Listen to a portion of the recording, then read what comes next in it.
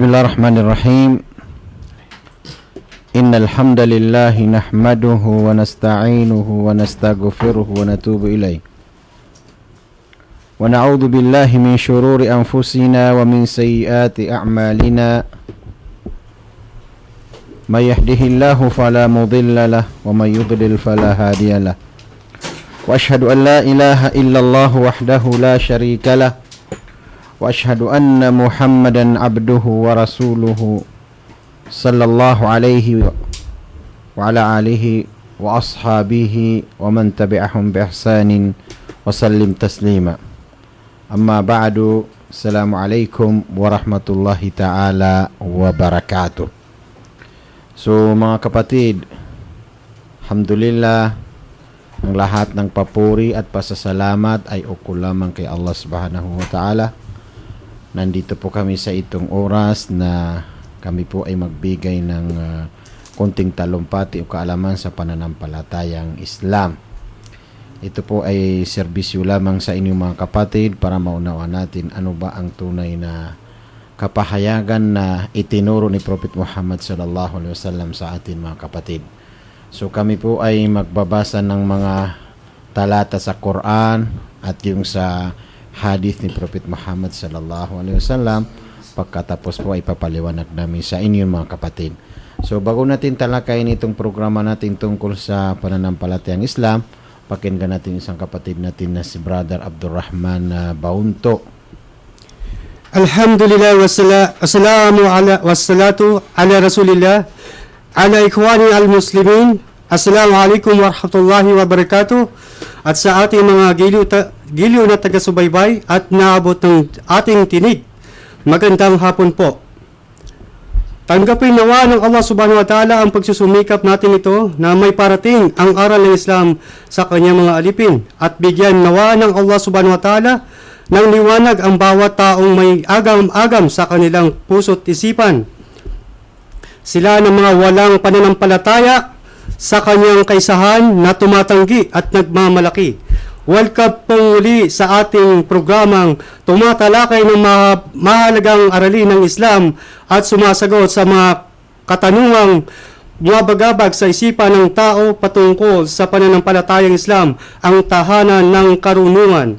Para po sa mga kabubukas lamang ng kanilang radyo, ang programa pong ito ay napapakinggan sa himpilang DWS 1494 kHz AM band tuwing Sabado sa oras na alas 4 hanggang alas 5 ng hapon.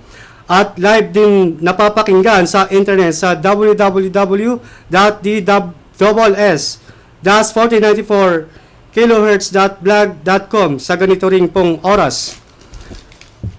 Nandito pong muli ang ating resource speakers sa mga ulama upang magbahagi ng kanilang kaalaman sa Islam. At kung kayo po ay may mga katanungan, komento o mungkahi, tumawag o mag-text sa numerong 0927-3527-619 o di kaya 0921-2464672. Ulitin ko po, 0927-3527-619 o di kaya 0921-2464672. So alhamdulillah, narinig natin isang kapatid natin na si Abdurrahman. So mga kapatid, nakikinig sa aming programa, ito po ang aming ipaliwanag sa inyo ito ng hadith na sinabi ni Prophet Muhammad sallallahu alaihi wasallam.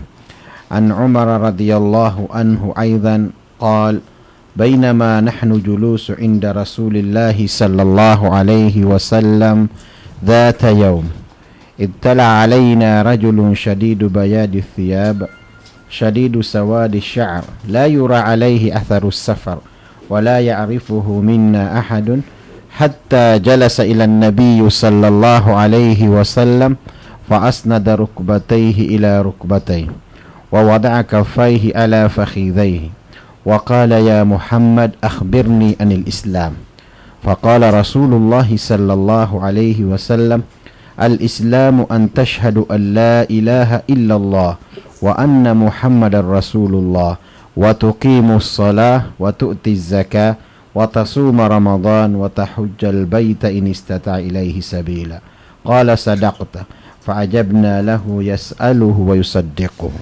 قال فأخبرني عن الإيمان قال أن تؤمن بالله وملائكته وكتبه ورسله واليوم الآخر وتؤمن بالقدر خيره وشره قال صدقت قال فأخبرني عن الإحسان قال أن تعبد الله كأنك تراه فإن لم تكن تراه فإنه يراك قال فأخبرني عن الساعة قال ما المسؤول عنها بعلم من السائل قال فأخبرني عن أمارتها قال أن تلد الأمة ربتها وأن ترى الخفاة العراة العالة رئاء الشاء يتطاولون في البنيان ثم انطلق فلبست مليا ثم قال يا عمر أتدري من السائل قلت الله ورسوله أعلم قال فإنه جبريل آتاكم يعلمكم دينكم rawahu Muslim. So ito po ang hadith mga kapatid sa pananampalatayang Islam o mga kapatid na nakikinig sa amin sa araw na ito o oras na ito. Ito po ang gusto namin ipaliwanag sa inyo. So sa nakaraan ng oras ng ganito ay binangkit natin ito yung tinatawag na haligi ng pananampalatayang Islam o haligi ng Islam. So ngayon po ang sana gusto namin ipaliwanag sa inyo yung tungkol sa anim ng pananampalataya at sa ang tinatawag na iman. So nandito po yung alim natin na si Shaykh Alim Abdul Nasir Abu Khalil Haji Ahmad Ampaso. So pakinggan natin siya.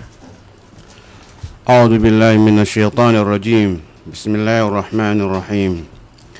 Innal hamdalillahi nahmaduhu wa nasta'inuhu wa nastaghfiruh wa na'udzu billahi min shururi anfusina wa min sayyiati a'malina. من يهده الله فلا مضل له ومن يضلله فلا هادي له وأشهد أن لا إله إلا الله وحده لا شريك له الذي لم يلد ولم يولد ولم يكن له كفوا أحد وأشهد أن محمدا عبده ورسوله الذي بعثه الله بالهدى ودين الحق ليظهره على الدين كله ولو كره المشركون فصلوات الله وسلامه عليه وعلى آله وأصحابه ومن تبعهم بإحسان إلى يوم الدين أما بعد. Ang lahat ng papuri ay nauukol lamang kay Allah, ang tanging tunay na nag-iisang Diyos na walang katambal at walang kapariha. Siya lamang ang dapat natin purihin at pasalamatan at hingian ng tulong at kapatawaran. Sa kay Allah tayo magpapakopkop mula sa mga kasamaan, likas na kasamaan ng ating mga sarili at masasama sa ating mga gawain. Kung sino man ang patnubayan ng Allah subhanahu wa ta'ala ay walang makapagliligaw sa Kanya. At kung sino man ang iligaw ng Allah subhanahu wa ta'ala ay walang makapagbibigay ng patnubay sa Kanya. Ako po'y sumasaksi na walang Diyos na dapat sambahin maliban lamang kay Allah.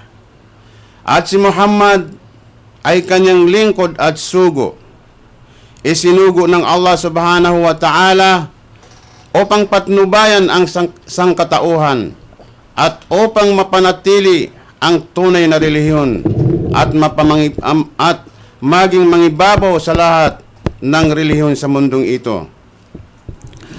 Ang mga habag at biyaya ng Allah subhanahu wa ta'ala at ang kapayapaan naway ipagkaloob niya kay Propeta Muhammad at sa kanyang mga pamilya, sa kanyang mga kasamahan at sa lahat ng tumahak ng kanyang matuwid na landas.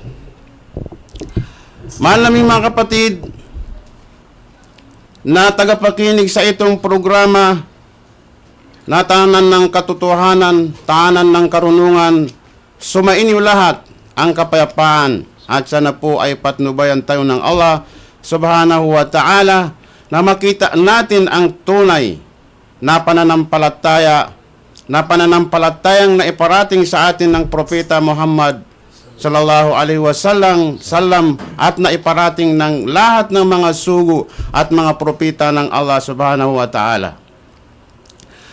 Mga kapatid, ang ating usapin sa ngayon ay ang tungkol sa pananampalataya. Ano po ba ang definition ng pananampalataya? Ano po ang ibig sabihin ng pananampalataya? Yan po ang mabibigyan natin ng paliwanag sa ngayon. Ito po ba ang pananampalatayang naipahayag ng mga propeta lahat? Magmula kay Noah alayhi salam, si Abraham, si Ismail, si Ishak, si Jacob, si Musa, at saka si Jesucristo, kung tawagin ay si Isa alayhi salam, at saka si Muhammad sallallahu alaihi wasallam. Makukuha po natin o makakamit natin ang tunay na kahulugan ng pananampalataya sa pamamagitan ng itong tatlong definition ng pananampalataya na sinasabi ng mga eskolan ng Islam, yung mga taong sumusunod sa mga tumpak na sunnah ng Propeta Muhammad sallallahu alaihi wasallam. Ang kanilang sabi sa pananampalataya, al-iman huwa tasdiqul qalb wa iqrarun bil lisan wa amalun bil jawarih. Ang iman daw, ang pananampalataya ay ang maniwala ang ating puso, 100% na paniniwala na walang Diyos na karapat-dapat sambahin maliban lamang sa Allah. At paniwalaan na si Propeta Muhammad ay kanyang lingkod at kahuli-hulihang sugo, kahuli-hulihang propeta ng Allah subhanahu wa ta'ala. Itong paniwala ng puso ay kailangan po mabigkas ng ating dila ang paniwalang ito na masabi natin ang kalima la ilaha illallah Muhammadan Rasulullah. Masabi natin na walang Panginoon, walang Diyos na karapat-dapat sambahin maliban sa Allah, at saka si Muhammad ay sugo ng Allah subhanahu wa ta'ala. At pagkatapos natin bigkasin ang pinaniwalaan ng ating puso, ay kailangan maisagawa po ng lahat ng parte ng ating katawan ang pinaniwalaan ng puso at ng nasabi ng ating dila. Maisagawa po ang lahat ng kautusan ng Allah subhanahu wa ta'ala. Isa lang po ang makulang sa tatlong ito ay wala ng saysay, wala ng silbi ang pananampalataya. Ito po ang paliwanag. Noong kapanahunan ni Propeta Muhammad sallallahu alaihi wasallam ay kanyang nakasalamuha ang tatlong klaseng mga tao. Unang klaseng mga tao na nakasalamuha ng Propeta Muhammad sallallahu alaihi wasallam ay ang mga mu'min. Ang mga taong nananampalataya sa Allah subhanahu wa ta'ala. Pinaniwalaan nila si Allah na siya ang nagtunay na nag-iisang Diyos. Siya ang Panginoon. Pinaniwalaan nila ang mga pangalan at mga katangian ng Allah subhanahu wa ta'ala. At pinaniwalaan niya ng si Propeta Muhammad sallallahu alaihi wasallam, kanilang binigkas ang la ilaha illallah wa anna Muhammadan Rasulullah. Walang Panginoon maliban sa Allah at si Muhammad ay sugo ng Allah. Tapos kanilang isinagawa ang lahat ng kautusan ng Allah subhanahu wa ta'ala, lahat ng kautusan ng Propeta Muhammad sallallahu alaihi wasallam. Yan po ang mga unang nakasalamuha ni Propeta Muhammad sallallahu alaihi wasallam. Pangalawang mga taong nakasalamuha ni Propeta Muhammad sallallahu alaihi wasallam, ang mga taong naniniwala sa Allah subhanahu wa ta'ala, itong mga paganong Quraysh. Sila po ay naniniwala kay Allah. Ngunit hindi nila, noong dumating si Propeta Muhammad, ay ipinahayag sa kanila na walang Diyos na maliban sa Allah at dapat kanilang bigkasin ang la ilaha illallah wa anna Muhammadan Rasulullah, at maniwala sila na si Muhammad na isugo ng Allah subhanahu wa ta'ala, ay hindi po nila binigkas ang la ilaha illallah wa anna Muhammadan Rasulullah. Kaya ang itinawag sa kanila ng Allah subhanahu wa ta'ala ay mga kafir, mga hindi sumasampalataya sa Allah.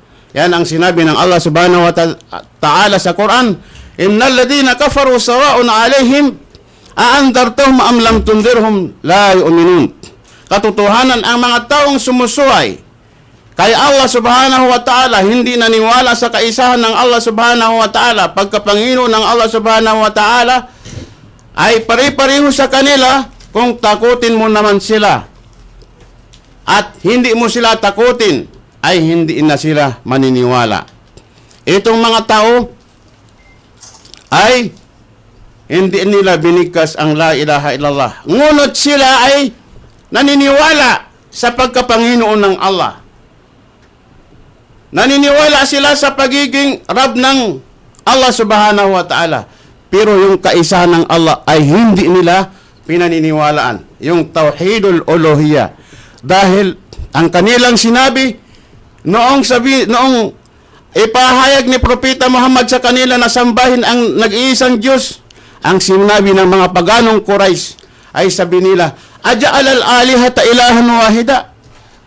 Ang ibig sabihin, si Muhammad ay ginawa niya yung mga Panginoon natin na isang Panginoon lamang. Yan ang itinugon ng mga Quraysh. Hindi sila naniniwala sa kaisahan ng Allah subhanahu wa ta'ala.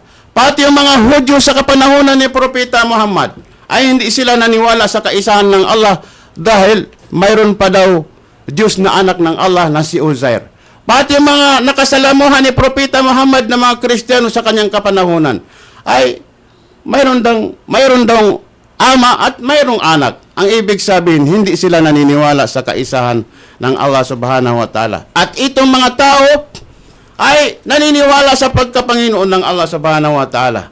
Sinabi ng Allah subhanahu wa ta'ala, wala in sa'altahum man khalaqa as-samawati wal ardi la yaqulunna Allah.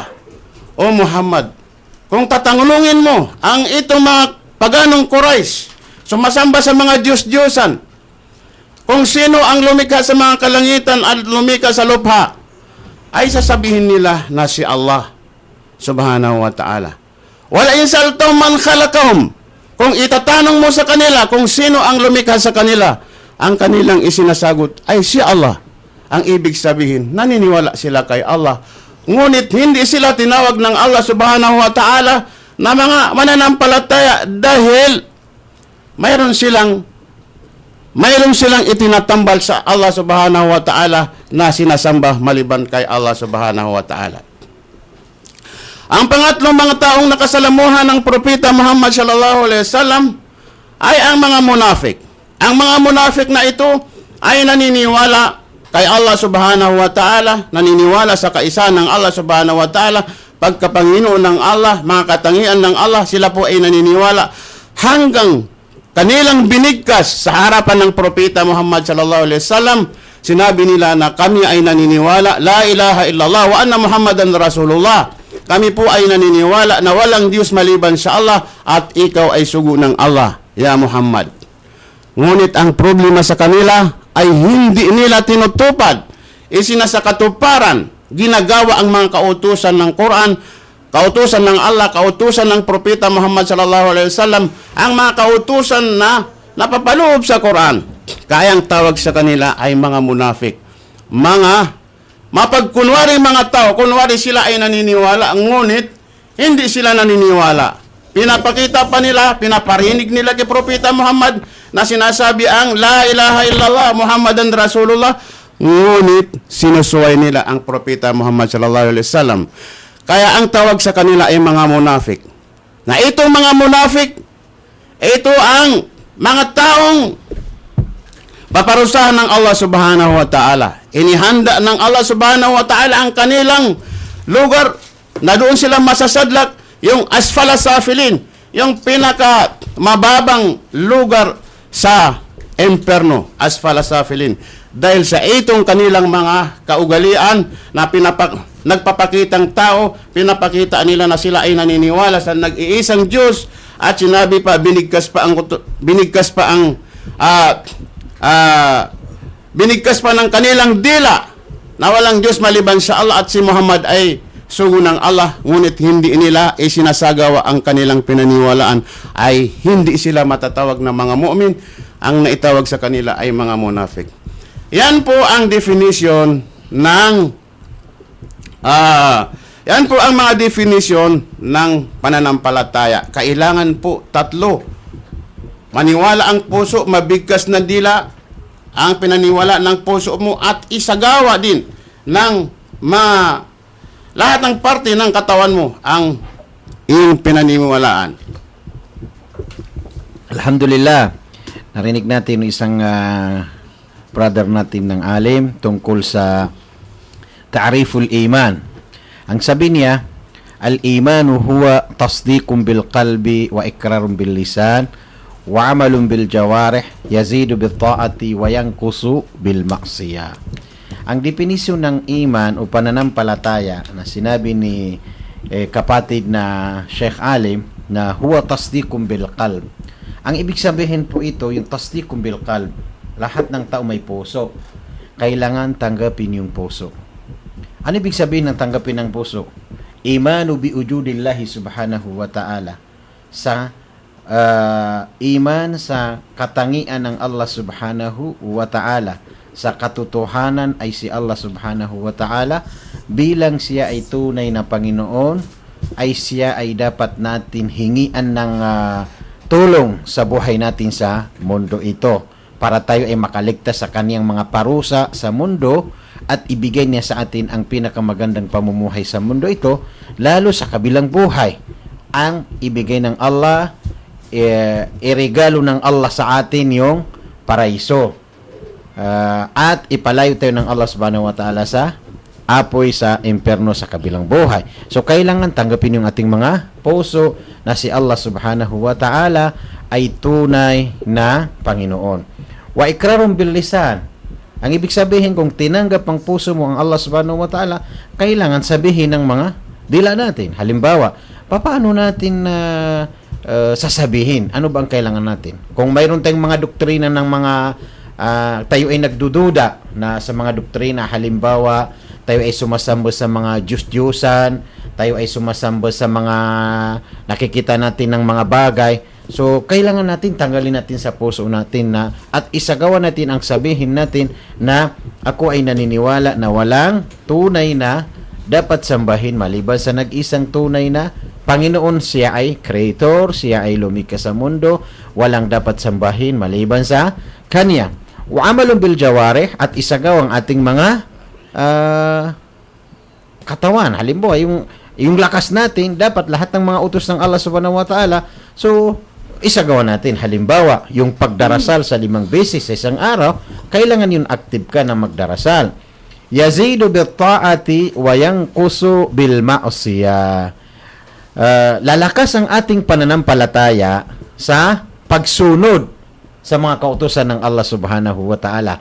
Ikaw ang aktibo sa mga sinabi ng Allah subhanahu wa ta'ala o mga kautusan ng Allah subhanahu wa ta'ala, at yung mga sinabi ni Prophet Muhammad sallallahu alaihi wasallam. Doon nangyayaring lumalakas yung ating pananampalataya. Wayan kusubil ma'asiyati, humihin ang ating pananampalataya kung tayo ay makamundong bagay, inabusado natin ang buhay natin, ang ating sinasamba yung pinag-isipan natin na parang yung mga pinagbabawal na doon tayo. So, ang ibig sabihin, humihina yung ating pananampalataya. So, ito ang definition ng iman o ito ang ta'rif ng iman.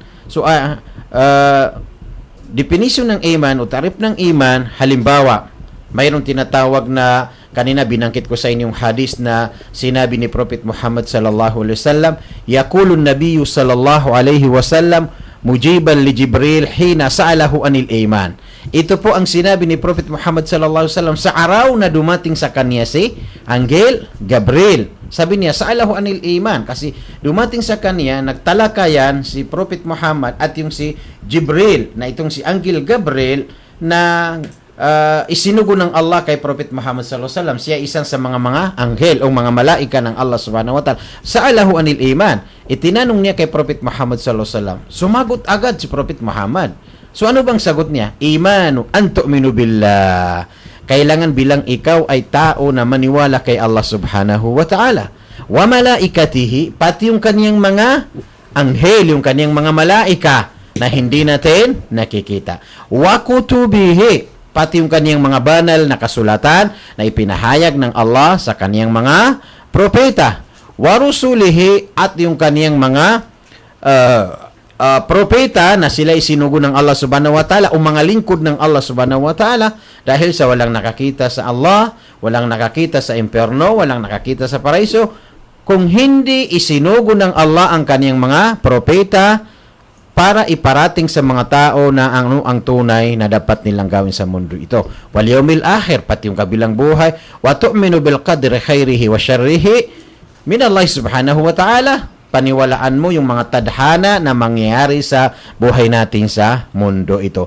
So mga kapatid na nakikinig sa aming programa, ano bang ebidensya ng mga katibayan na kailangan natin na malakas yung ating pananampalataya kay Allah subhanahu wa ta'ala? Yatadhammanu arba'atu umur. Ito pang sinabi ng Prophet sallallahu alaihi wasallam. Wa qad dalla ala wujudihi ta'ala al-fitratu. Number 1, al-fitra. Pangalawa, al-aql. Pangatlo po, asyara. Pang-apat, al-his. Ito po ang apat ng katangian na katotohanan na pananampalataya sa Allah subhanahu wa ta'ala na binangkit ni Prophet Muhammad sallallahu alaihi wasallam sa kaniyang mga hadis. Ang sabi ni Prophet Muhammad sallallahu alaihi wasallam, amma dalalatul fitri ala wujudihi fa inna kullu makhluq qad fatara ala al-iman bi khaliqihi. Sabi ni Prophet Muhammad sallallahu alaihi wasallam, halimbawa, ito ang hadis. Sabi ni Muhammad sallallahu alaihi wasallam, ma min mauludin illa yuladu ala al-fitra. Fa'abawahu ayuhawidanihi, ayunasiranihi, ayumajjisanihi. Rawahul Bukhari. Ang sabi ng Prophet Muhammad sallallahu alaihi wasallam, lahat ng pinanganak ay ipinanganak sa fitra. Ang ibig sabihin, ipinanganak sa Islam. Dahil sa Islam ay pagsunod, pagsuko, pagtalima sa kautusan ng Allah subhanahu wa ta'ala. Yan ang Muslim.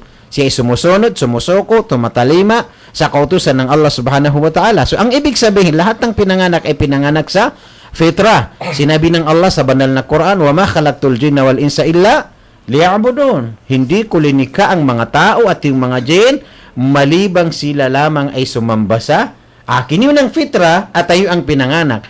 Sabi na Prophet Muhammad sallallahu alaihi wasallam, paano siya magiging Hudyo? Paano siya maging Kristiyano? Paano siya maging Majusi? Sabi niya, paabawahu ayuhawidani. Ang kaniyang mga magulang, magiging Hudyo ang anak dahil sa lumaki sa magulang ng Hudyo.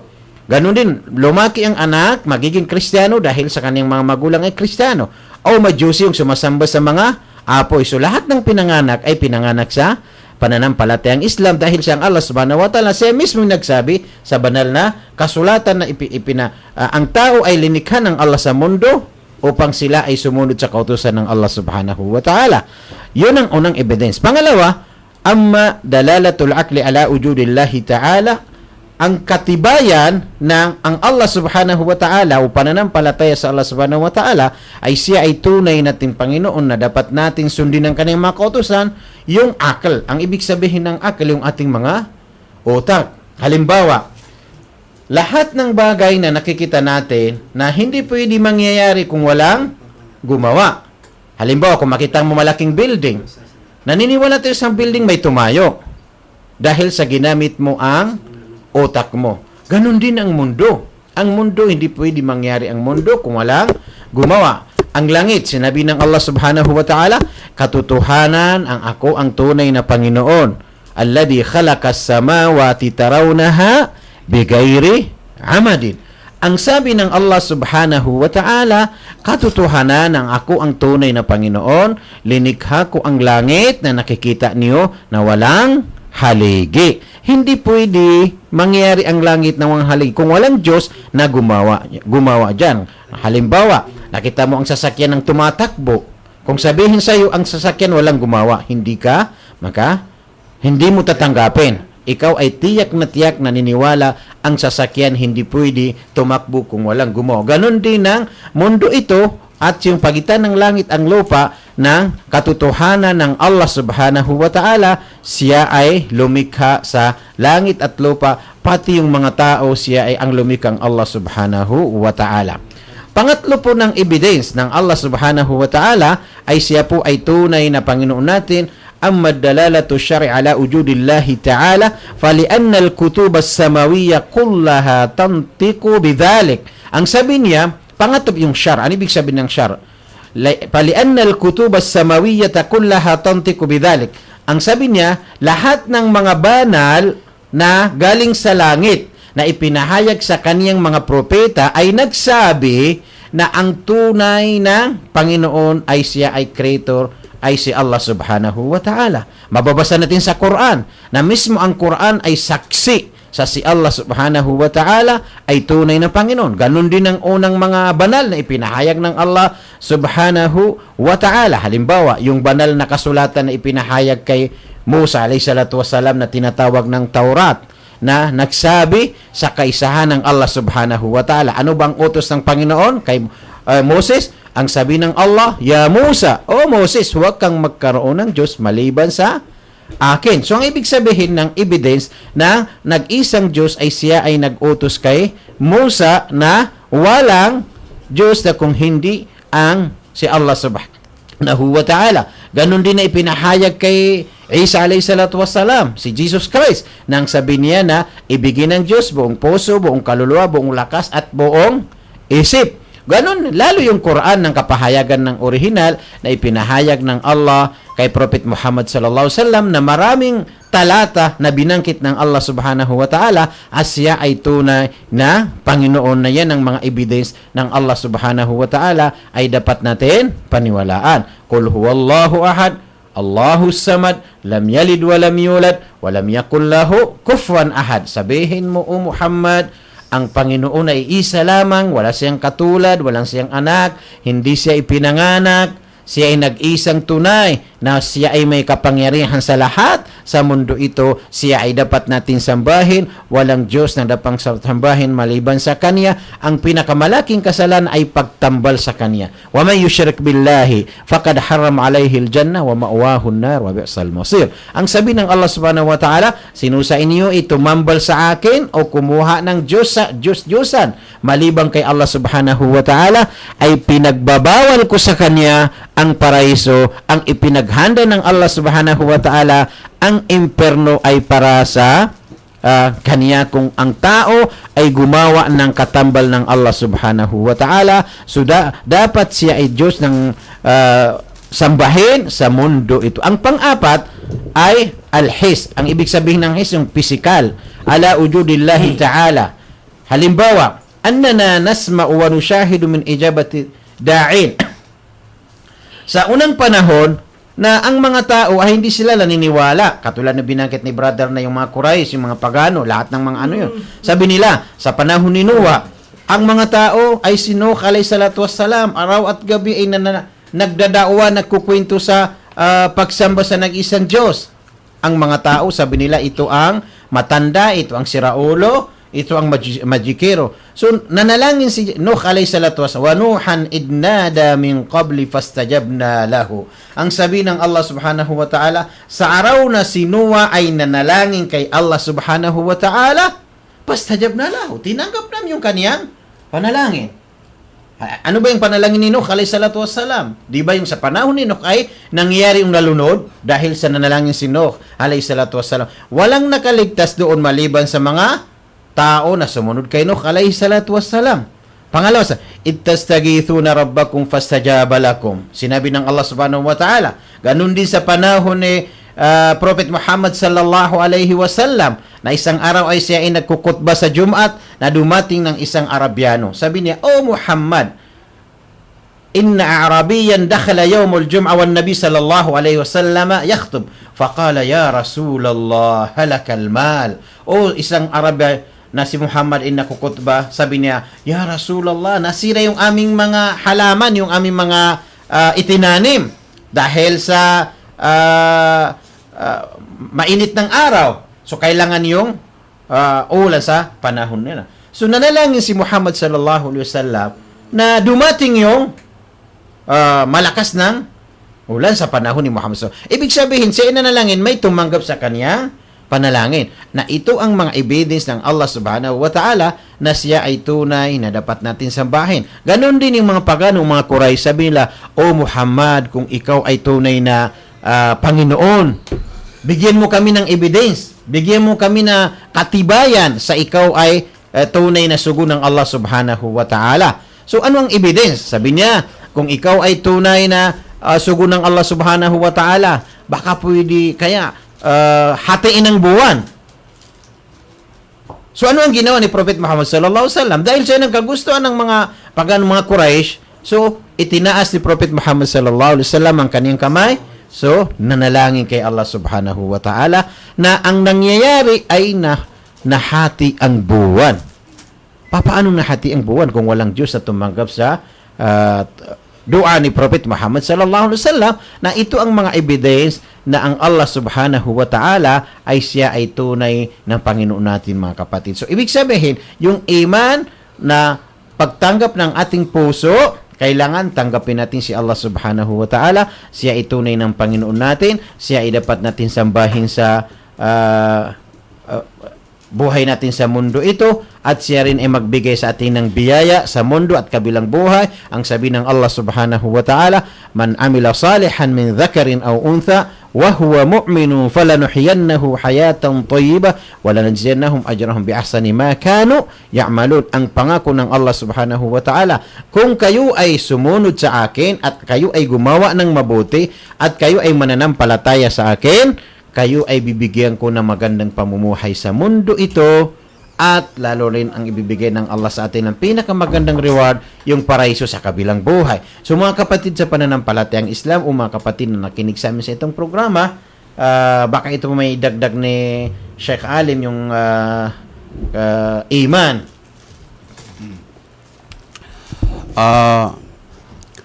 Mahal naming mga tagapakinig, ang iman ay pinakamahalaga po sa bawat isa sa atin. Upang tayo ay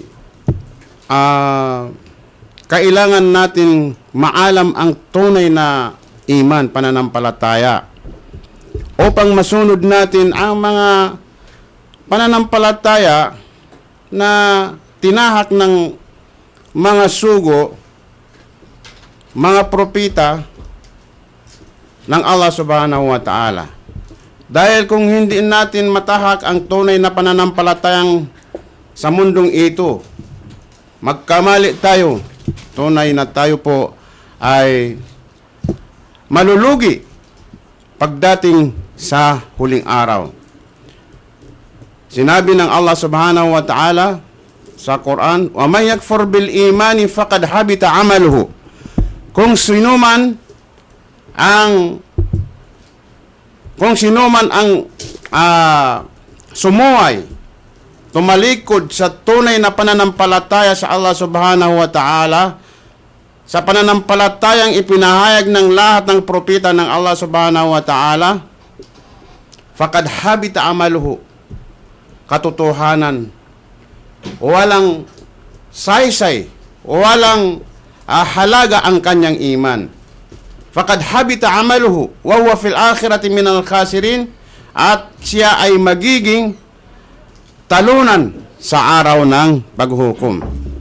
Sinabi pa ng Allah subhanahu wa ta'ala sa Quran, walaqad uhiya ilayka wa ilal ladina min qablika la in asyrakta la yahbatanna amaluk wa la takunanna minal khasirin.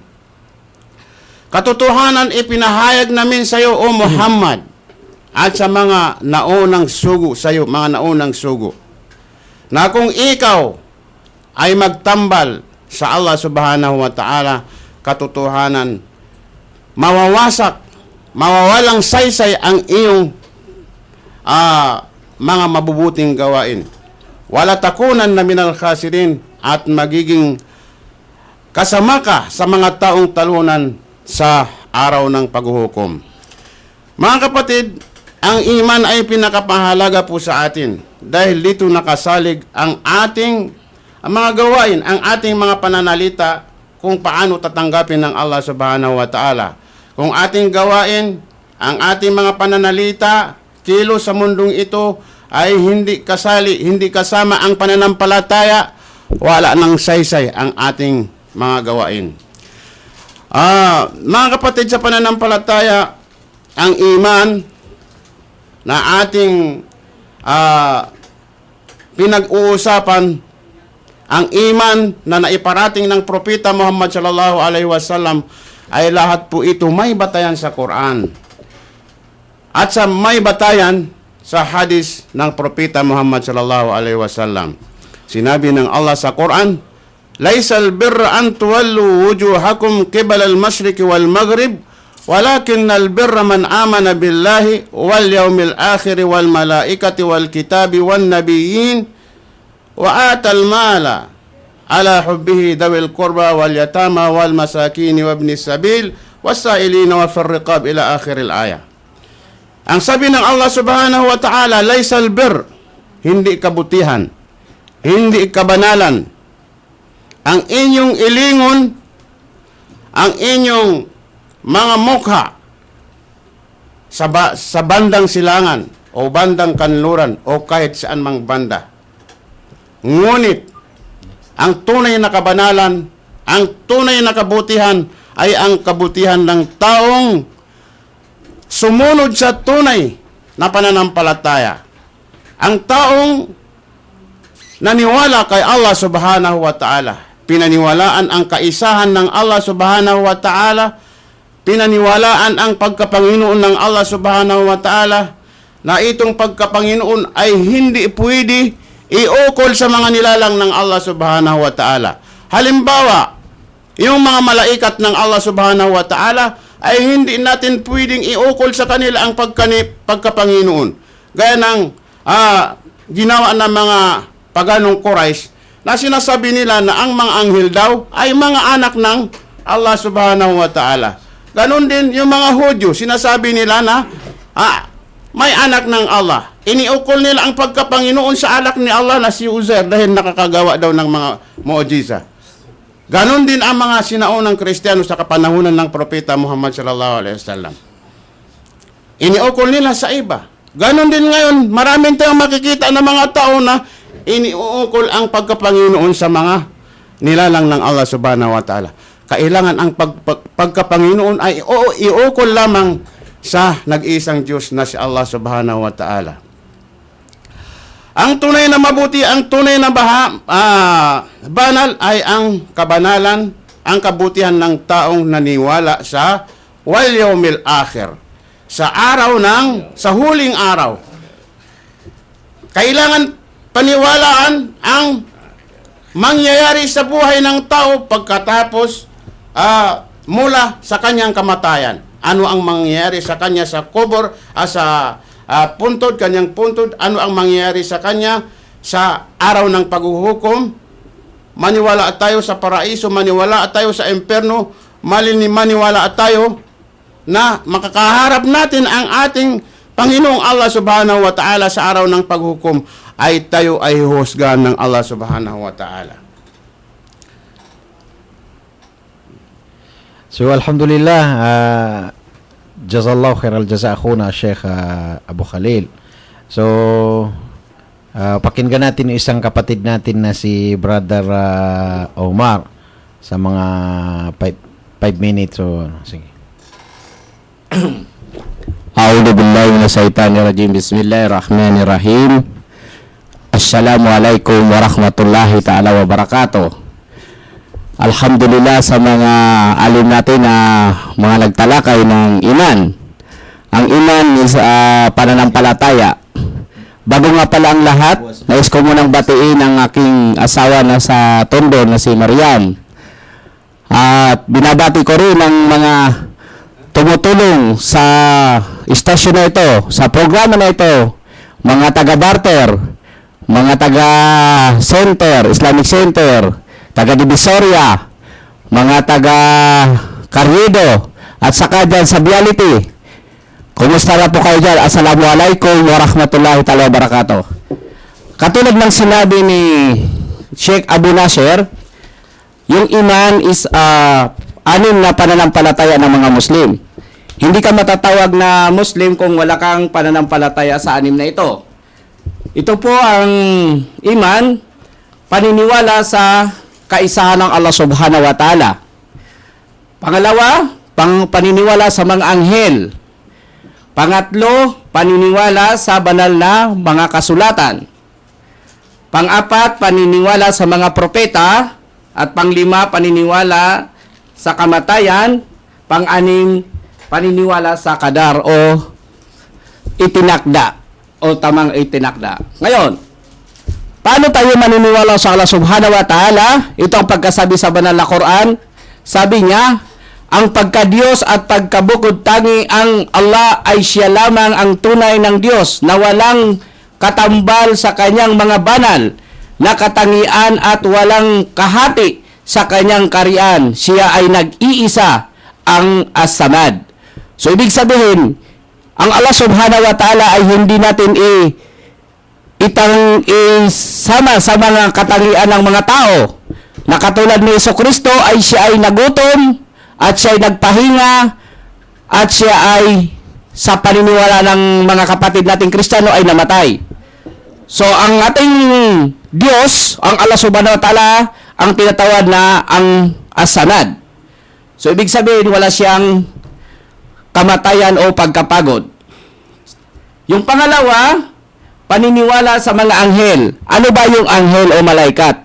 Ang malaikat, sila yung mga binigyan ng Allah Subhanahu wa Ta'ala ng kakayahan na kapangyarihan, katulad kay Malakalmot. Si Malakalmot, siya ang nagkukuha ng mga kaluluwa. At yung isang malaikat naman, na si Al-Munkar, siya naman yung magtatanong doon sa kubur.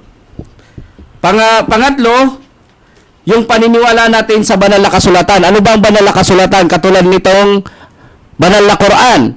Tayo ay naniniwala sa banal na Quran na lahat ng mga sinabi doon ay mga katotohanan na pinatunayan ng Allah Subhanahu wa Ta'ala at sa kanyang mga sugo.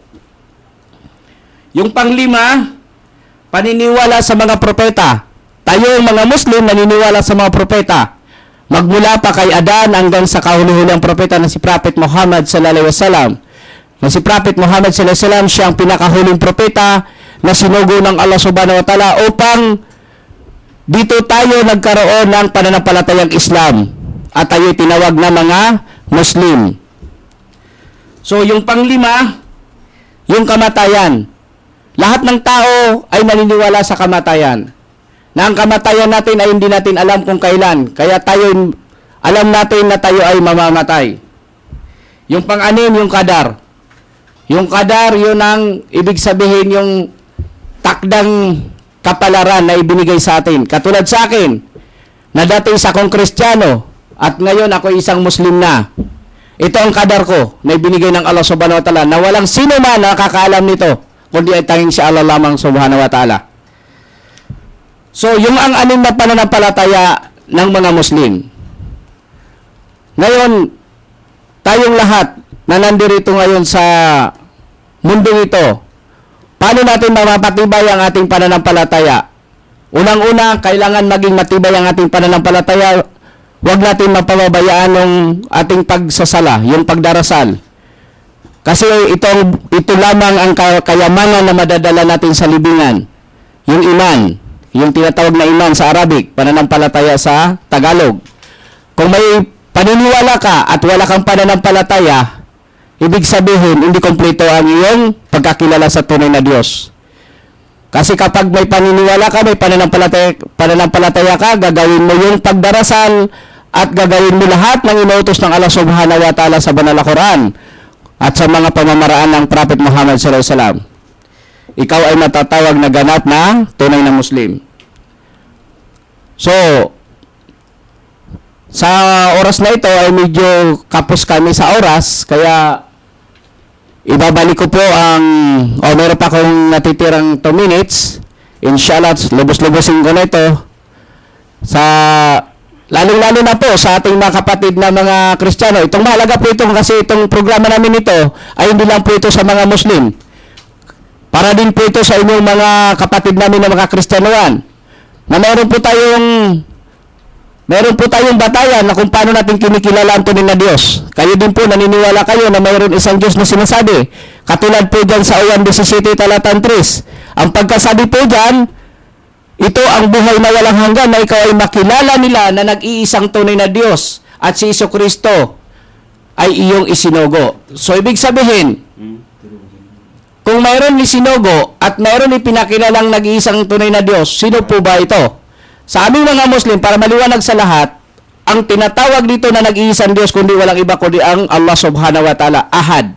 Tinawag siyang Ahad, isa lang siya. Hindi siya ipinanganak at hindi siya ipinapanganak. Katulad ng sinabi ni Sheikh Alim Aron na kaya tinawag siyang As-Samad, nag-iisa siya, wala siyang katambal, hindi siya ipinanganak. So, si Kristo ipinanganak ni Maria. Kaya ang mga Muslim, mahal po namin si Jesucristo bilang isang propeta. Ayun lang po ang pagkasabi sa aming banal na Quran at maging sa inyong kasulatan. Na may nasasabi po dyan na mayroon akong susuguin na sa gitna ng Israel at ang aking susuguin na pangalang Jesucristo at dadalawin ng Diyos. So ibig sabihin, kung may isinugo dyan sa Israel o sa gitna ng Israel na si Jesucristo, at mayroon dadalawin yung Diyos. At sino po ba yung magdadalaw sa Diyos kung si Kristo ay Diyos? Kaya po itong aming programa, para po maliwanag sa lahat, hanapin po natin ang katotohanan. Sabi nga dyan sa Biblia ninyo, ang katotohanan ang siya magpapalaya sa inyong mga kasalanan. Yun po yun. Huwag po tayong maging bias. Huwag po tayong sabi natin na dito na ako, ito na ang reliyon ko, huwag na ko ditong alis. Wala pong masama na mag-aral po tayo. Wala pong masama na buklatin natin lahat ng kasulatan. Dahil ito po ay freedom. Wala po itong di pinagbabawal. Yung mga Quran po namin, pinamimigay na po ngayon. Kahit sino po dito, pwede magbasa.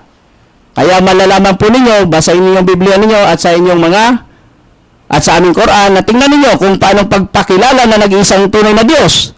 At kung paano din ang Allah pinakilala si Isa alayhis salam.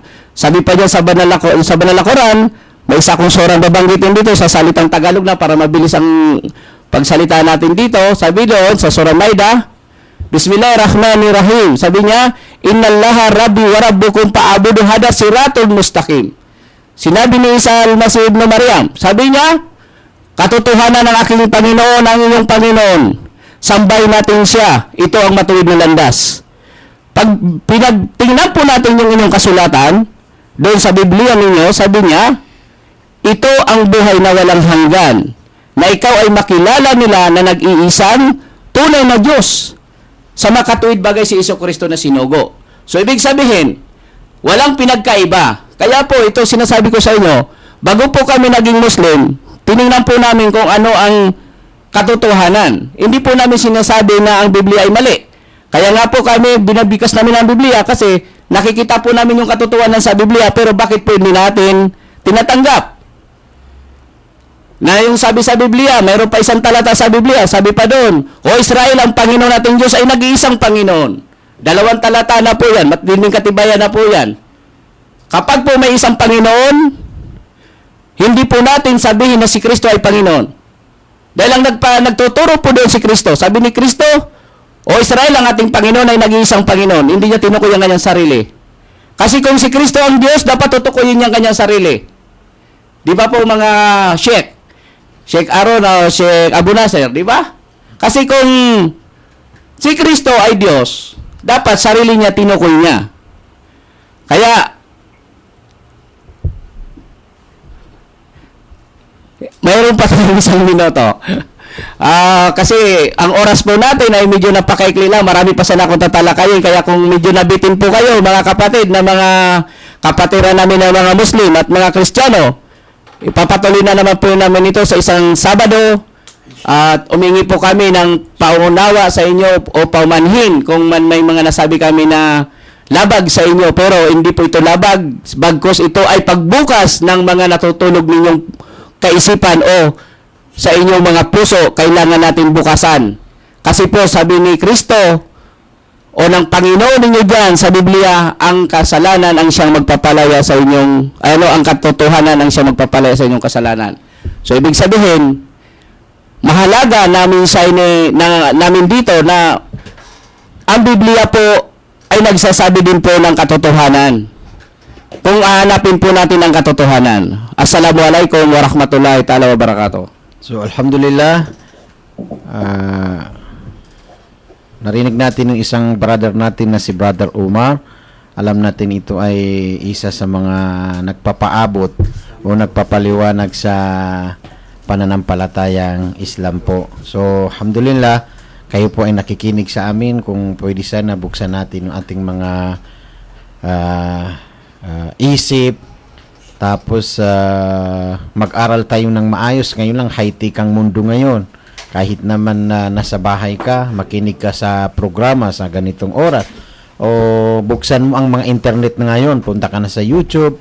May mga malalaking ulama na sila ay nagtuturo sa turo ng Islam. Kung gusto mo mag-aral ng Islamic values, ang Arabic language, ngayon lang pwede mo buksan ng mga YouTube, makikita natin yung mga brother natin na may kaalaman sa pananampalatayang Islam. Ganun din sa internet o sa Facebook.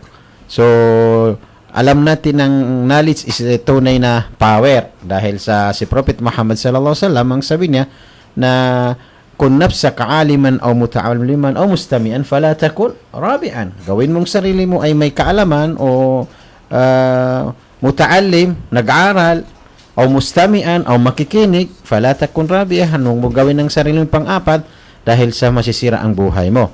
So ito naman ang pinaliwanag yung ating mga kapatid na sa itong oras tungkol sa pananampalatayang Islam o ano bang ibig sabihin ng iman na narinig natin kanina, yung ibig sabihin ng iman, tasdiqum bil qalb, maniwala ang ating mga puso, ikrarum bil lisan, sabihin ng ating mga dila, amalum bil jawar, hisagaw yung ating mga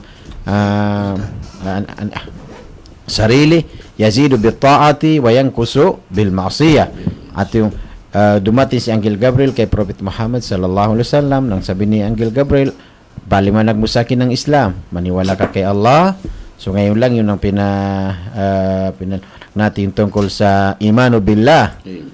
Sa inshallah darating ng Sabado, yung ano ang mga batayan tungkol sa mga malaika ng Allah subhanahu wa ta'ala, yung mga anghel. So inshallah sa darating ng Sabado, ito pang ipaliwanag na itong sheikh natin o alim natin tungkol sa malaika. Ganon din yung mga propeta, kasi kami po ang mga Muslim naniniwala sa lahat ng mga propeta, sila ay pinili ng Allah para iparating sa mga tao ano ba ang tunay na mensahe ng Allah subhanahu wa ta'ala. Kami po ay naniniwala sa lahat ng mga propeta ay mahal namin sila. Halimbawa, naniniwala kami sa panahon ni Kristo ay tunay na itinuro ni Kristo na galing sa nag-isang tunay na Panginoon. Kami po ay naniniwala ay si Kristo bilang lingkod ng Diyos at sugo ng Diyos. Mahal namin si Kristo at yung kaniyang nanay na si Mama Mary, kabinangkit sa isang talata sa banal na kasulatan tungkol sa kasaysayan ni Maryam. Mayroong tinatawag na suratu Maryam. Ang ganun din na si Jesucristo ay binangkit sa banal na kasulatan. Halimbawa, sa tingin ng mga Hudyo na ay si Maria masamang babae dahil sa bakit siya nanganak na walang asawa. Ang tingin nila kay Maria, Jesucristo ay pinanganak sa labas. So sa Islam naman, kami po ay naniniwala ay si Maria ay siya ay tunay na banal na babae dahil sa sinabi ng Allah, Inna Allah astafaki minan nisa'il alamin. Ang sabi ng Allah sa banal na Quran, O Maria, ikaw ang tunay na isang babae ng piniling ng Allah subhanahu wa ta'ala sa mga kababaihan. So ipinanganak niya si Kristo na kami po ay naniniwala sa walang kinasasangkutan ng lalaki dahil siya ay mahal ng Diyos o lingkod ng Diyos. Isa siya sa propeta ng Islam, si Kristo, na naniniwala pa rin kami sa kaniyang banal na ipinahayag ng Allah subhanahu wa ta'ala na tinatawag ng Injil, at yung pinaka-last testament ng Quran na ipinahayag ng Allah subhanahu wa ta'ala kay Prophet Muhammad sallallahu alaihi wasallam. So alhamdulillah, malapit yung oras natin, baka insyaallah magdua tayo sa ito naman habang hinintay natin yung natira sa oras natin gito. Bismillahirrahmanirrahim. Wa qala rabbukum ud'uni astajib lakum. Amin ya rabbal alamin. اللهم أنت الله لا إله إلا أنت يا حي يا قيوم يا ذو الجلال والإكرام اللهم اجعل اجتماعنا اجتماعا مرحوما يا حي يا قيوم اللهم لا تفرق جمعنا إلا بذنب مغفور وسعي مشكور وعمل صالح مبرور وتجارة لن تبور يا رب العالمين اللهم إنا نسألك فعل الخيرات وترك المنكرات وإذا أردت بعبادك فتنة فتوفنا إليك غير مفتونين يا رب العالمين اللهم زدنا علما وارزقنا فهما يا حي يا قيوم اللهم زدنا علما وارزقنا فهما يا رب العالمين يا عزيز يا غفار يا أرحم الراحمين اللهم إنا نعوذ بك من فتنة الدنيا وعذاب القبر يا رب العالمين اللهم إنا نسألك الجنة وما قرب إليها من قول وعمل ونعوذ بك من النار يا رب العالمين اللهم اشف مرضى المسلمين يا رب العالمين اللهم اشف مرضى المسلمين يا حي يا قيوم يا ذو الجلال والإكرام